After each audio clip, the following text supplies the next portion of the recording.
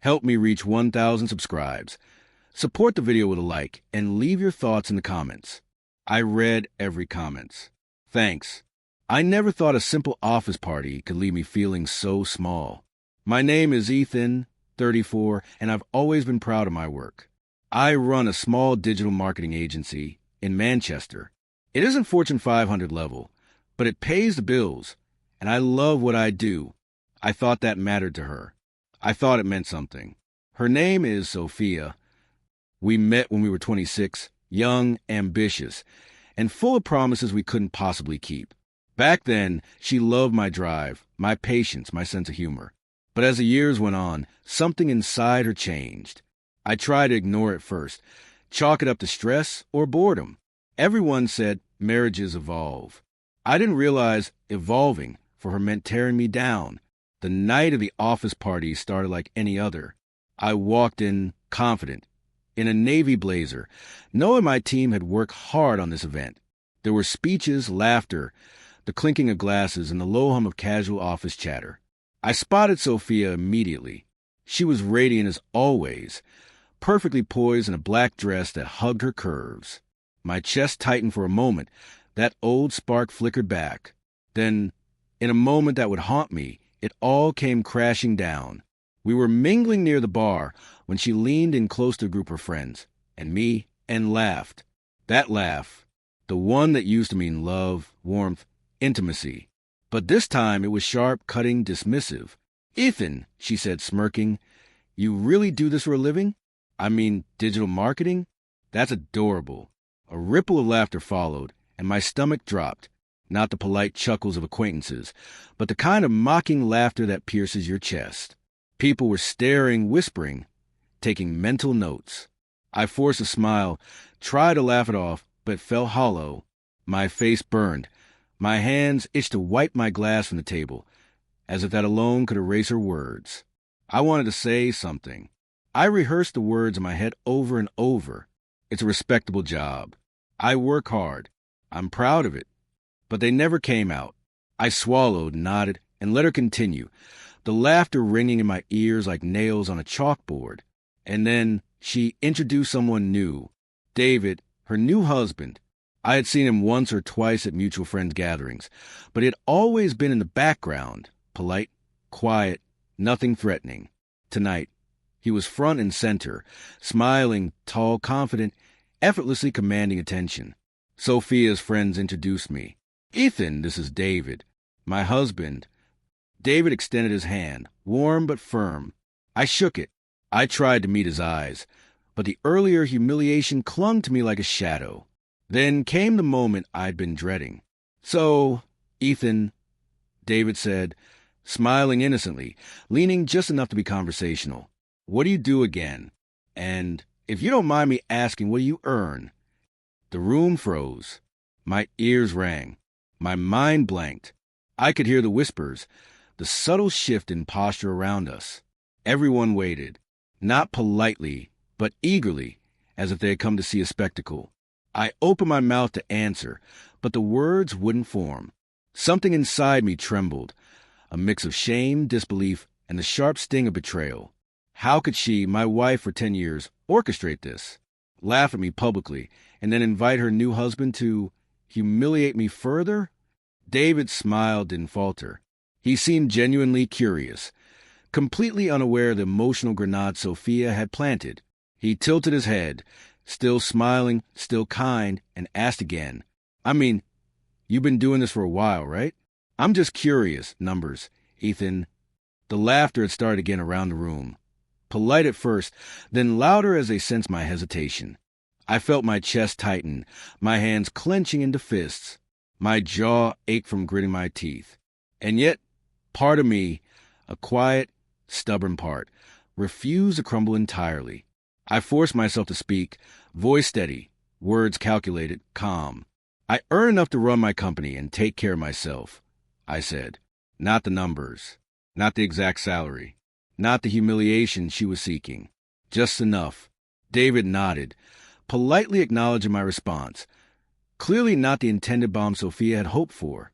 A few people murmured surprised, but I ignored them. I straightened my shoulders, feeling a spark of defiance I hadn't realized I still had. Sophia's smile faltered for a fraction of a second. It was subtle, nearly invisible, but it was there. That moment, just that tiny flicker of doubt in her perfectly composed demeanor, made my blood surge. I realized then that her laughter, her public mockery, her cruel setup could not touch the part of me that knew my worth. The rest of the evening passed in a blur. I nodded, smiled when necessary, laughed at jokes I didn't care about, and kept my distance from her. Every moment she glanced at me, every half-hearted smile, reminded me of the truth I was learning in real time. She had changed, and I was no longer her prize. But I wasn't broken. Not yet. Not ever.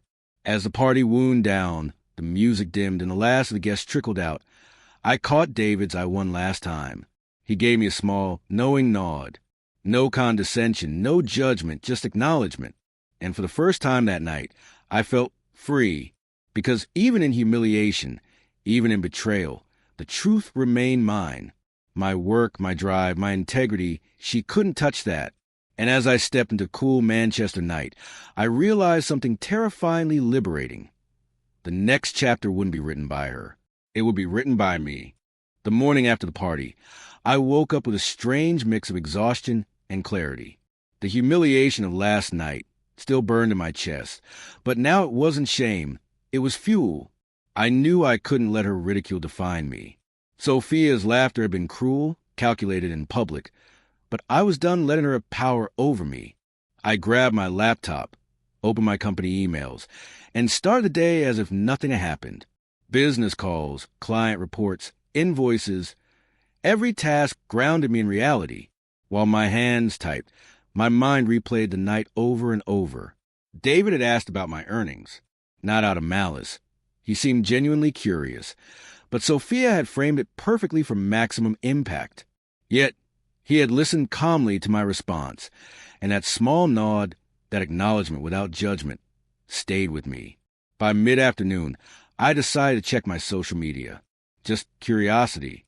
What had everyone been saying about last night? To my surprise, the post-event photos had been shared, comments piling up. A few sympathetic colleagues reached out, expressing quiet support. And then there was Sophia's caption on one photo. "Ethan really thinks he's a hero of his own story." I stared at it, the familiar sting rising. But this time, instead of sinking, I smiled. Hero? Maybe I was starting to write the next chapter of my life. I spent the next few days immersed in work, cutting myself off from the social world that had once included Sophia's world. But one email broke my focus. It was from an unfamiliar address. David. "Ethan, can we talk?" Curiosity and wariness collided. I replied cautiously, setting a neutral time for coffee at a nearby cafe. When we met, he was calm, composed, a sharp contrast to the chaos Sophia had orchestrated. I wanted to apologize, he said immediately, hands clasped. I didn't know she would set that scene. I had no idea. I nodded, masking the turbulence inside. "It's fine," I said, my voice neutral but firm. "I handled it." David leaned back, eyes thoughtful. "No, you didn't just handle it. You owned yourself in front of everyone. That takes something. I respect that." For the first time in years, someone saw me for more than my salary, my job title, or my relationship to Sophia. I let a small sigh escape, one I hadn't realized I'd been holding in for years. The days turned into a week. I focused on my business, clients, and myself. I started running again in the mornings, pushing to the fog of resentment and humiliation. Slowly, the anger faded, replaced by determination. I realized Sophia's laughter had been a turning point. Painful, yes, but necessary. Then came the phone call I hadn't anticipated. Sophia on the line. Her voice, usually sharp and unyielding, was quiet, hesitant. "Ethan, can we talk?" I froze, heart pounding. My mind raced through all the scenarios, apologies, manipulation, more humiliation. But I stayed silent, letting the tension stretch. I just wanted to say, I didn't mean. Her words stumbled, broken. I finally spoke, voice calm, steady. "Sophia, the moment for apologies is past. Last night showed me who you are and who I am. I won't let anyone diminish me again. Not you, not anyone." There was a pause. I could almost hear her processing, realizing that the power she had wielded over me was gone. "Ethan, She tried again, but I had already hung up. A strange peace settled over me. The humiliation, the laughter, the calculated cruelty, it was all behind me. I was no longer the man who shrank in the face of mockery. I was someone stronger, more aware of his value, more careful about who I let define his world. Weeks passed. Sophia and David moved forward with their lives, and I moved forward with mine. But the final confrontation came unexpectedly. A mutual friend invited us to a casual dinner, and I agreed not to engage Sophia, but to prove to myself that I could exist in the same space without fear. The restaurant was bustling, warm lights, low chatter. I spotted Sophia and David at the far table. My heart raced, but I centered myself. They noticed me, and Sophia's smile, the one that had once cut me like a knife, was now polite, controlled. David nodded in acknowledgement. No judgment, no mockery. I sat, exchanged pleasantries, and focused on the meal and conversation around me. And then it happened. Sophia, trying to regain a semblance of control, mentioned my business casually. "Ethan's marketing agency. It's doing okay, I guess." I smiled, calm, collected. "Actually, it's thriving. We landed 3 major clients last month. Revenue's up 40%. David raised his eyebrows, impressed. Sophia's face went pale. She opened her mouth to retort, but I didn't give her the satisfaction. I simply sipped my wine, held my head high, and let the silence speak louder than any argument. The room buzzed around us, but in that moment, I realized something profound. Sophia's laughter, her attempt to humiliate me, had failed. Not because she wasn't cunning, but because I had finally chosen myself over her judgment. I wasn't the same man who had walked into that office party months ago. I was stronger, confident, and untouchable in ways she never anticipated. That night, I walked home alone, but I wasn't lonely. I felt liberated. Humiliation had tried to define me, but I redefined myself instead. And for the first time in a decade, I felt free to pursue my life, my dreams, and my happiness without anyone's shadow darkening my path. Because sometimes the most shocking betrayals lead to the most profound triumphs. And I had just won the first round.